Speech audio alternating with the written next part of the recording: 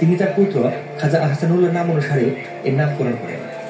1859 সালে আব্দুল গনি এই প্রাসাদটি নির্মাণ কাজ শুরু করেন, যা 1872 সালে সমাপ্ত হয়।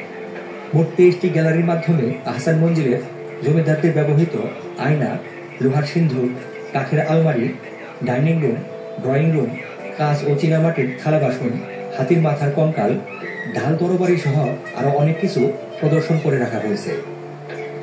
শনিবার থেকে বুধবার সপ্তাহে 5 দিন সকাল 10টা 30 মিনিট থেকে বিকেল 5টা 30 মিনিট পর্যন্ত আহসান মঞ্জিল খোলা থাকে, আর শুক্রবার বিকেল 3টা থেকে রাত 8টা পর্যন্ত আহসান মঞ্জিল খোলা থাকে।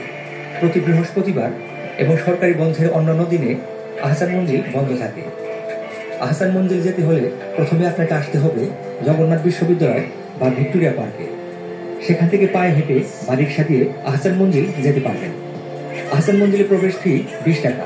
আহসান মঞ্জিলের প্রবেশ টিকিট আপনাকে অনলাইন থেকে নিতে হবে।